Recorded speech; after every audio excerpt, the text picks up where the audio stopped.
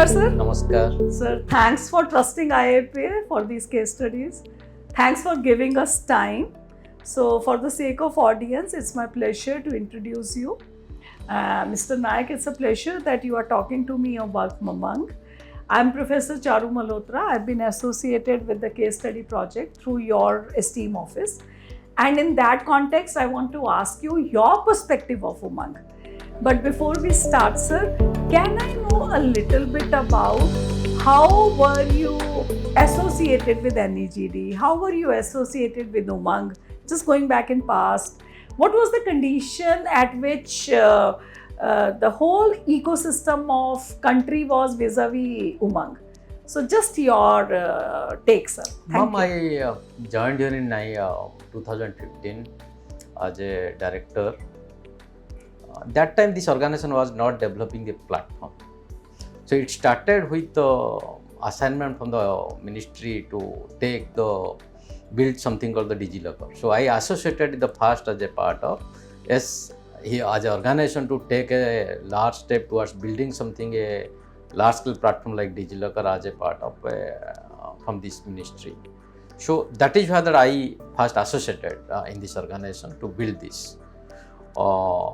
Before coming to this place as a part, I have been associated in the multiple state projects like modernization of the police, modernization of the commercial tax, modernization of the public distribution systems. Like this, I have been associated with that. So I know what is the problem of the people in the fields. So coming to here, again that around 2021 I associated with Umang, but before that I was being associated with the DigiLocker itself. Sir, Umang as we see it now has a great, what I would say, plethora of services with it, almost 2,000 services, and I think 204 departments are already onboarded on Umang as of now. So was it an easy task? How did it start? What was the initial vision? Like you said that in 2017 it started. So what was the initial vision of Umang? And was it to reach up to this scale? And what was the journey from then till now? So if you look at that Umang, why that we build Umang for the country actually, that every government department is coming up with their own mobile applications, different services and different mobile app. As you look at the common problems as a citizen, you will have to download around 100 mobile apps. Yes. To look for your services, like passport having their own services, then election card having their own services. So different services, different websites, different mobile apps. So there is a plethora of problems, right? So as a ministry, they thought about, okay, why not it should be one single app that people should be onboarded easily and they can discover what are the services they should get from the one mobile app. So it should be one unified mobile app as a part of the Umang. It has been discussed many times. Okay. Why that we want to build and how to build it. So that is the two things as a part of the challenge of the initial part of the Umang, is why that you build. Everybody is building the app, already people are searching in the Google and they are going getting the services. But look at the perspective of the common citizen, at least you don't know as a part of where the service is available for you.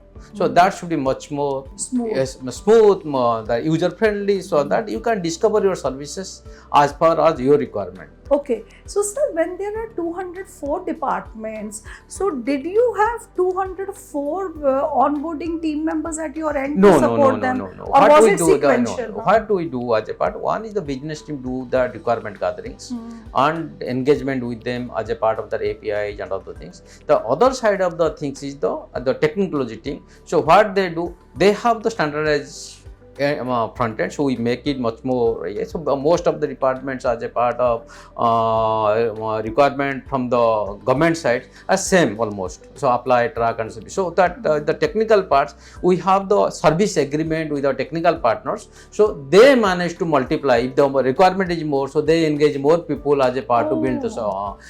So, sir, but I was referring more about behavioral aspect also. I was mentioning about strategic collaboration reasons also. I was also talking about different departments have their own ways of doing things, their own leadership, their own teams. Some people are very open to change, some people are kind of close to change. Did you encounter those challenges for onboarding them on Umang? The most of the time that we face, frankly speaking, as a part of the most of the departments have been the monolithic applications. Yes. Right. So the basic challenges is expect them from a API to write, and most of the department doesn't have the technical persons also as a part of that side to build the new way of giving the API, that also standardization of the API, security of the APIs. So that are the general lack of that side. So we generally ask them, okay, what type of API they should provide to us, and what should be the standardization they should follow, and what are the security they have to maintain from that side. So that is mostly a collaboration with that side to make them so that we can deliver a good product from our side. But how about India having a 63.4% rural populace? So what are we doing about that? How are we building up that component of citizen centricity for that kind of audience in Umang? End of the day, it's again the user experience. Yes. My mother is being 75 years old, so but she goes to YouTube or she uses the WhatsApp and the things is happening, right? So if you have a better user experience, better user engagement, right, then also another aspect is, yes, you have to protect the citizens' data. Then if you look at the CoWIN interface, right, what we did in the CoWIN as a part of, you as a person, you add another 4 persons and get the services. True. Right. So one aspect is, yes, you certain person require assistance. Right. Can that be in a different way? Okay. You identify the person, somebody can give the services to her or him, depending on the requirement.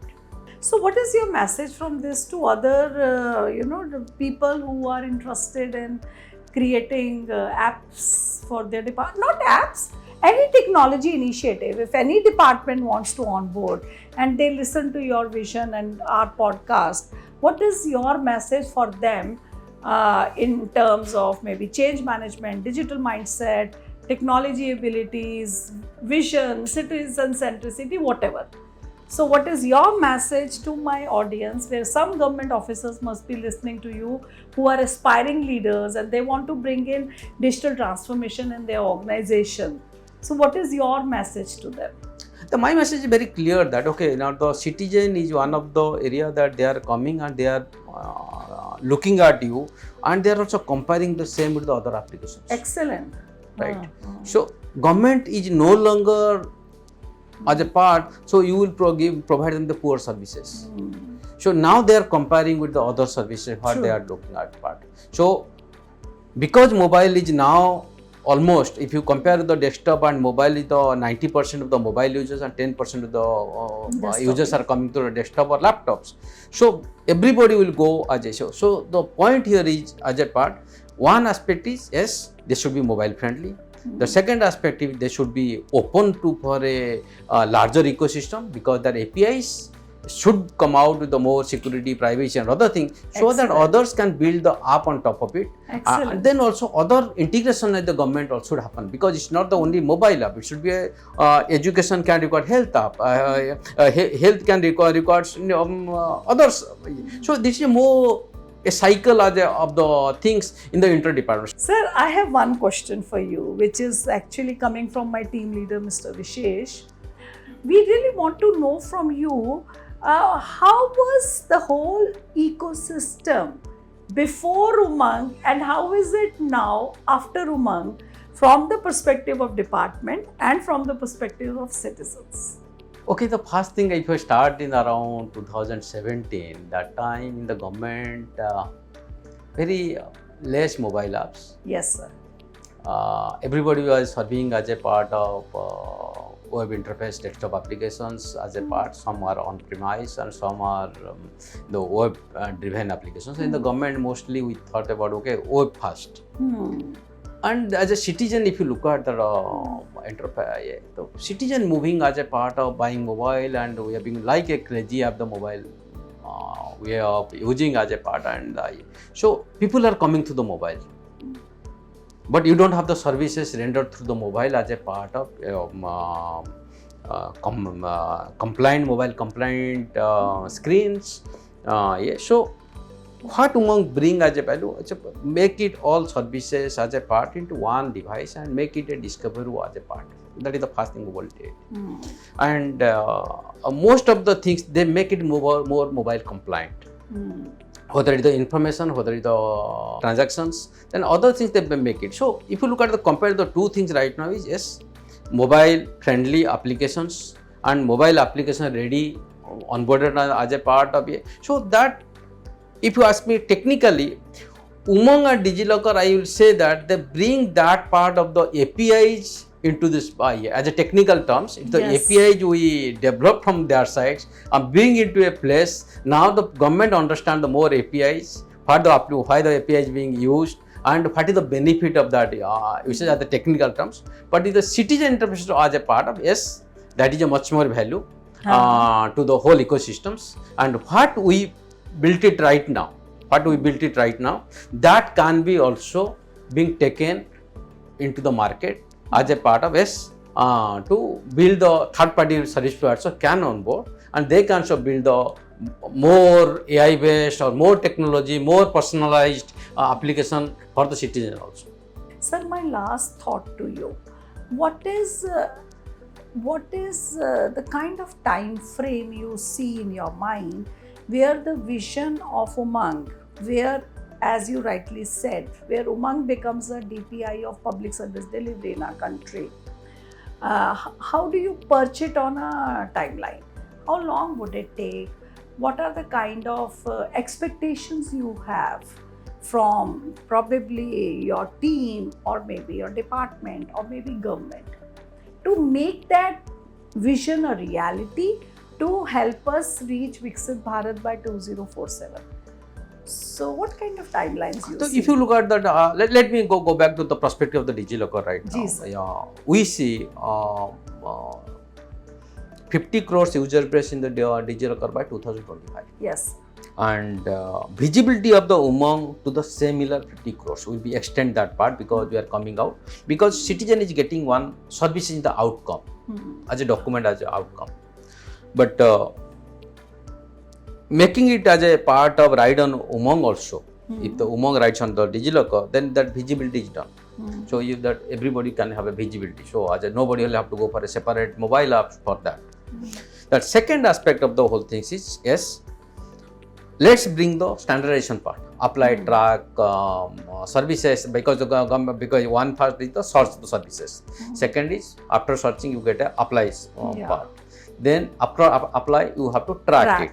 Then there is a grievance part. So 4 parts needs to be standardized. If the standardization apply, right, then automatically what we are trying to do here is we are building something for them.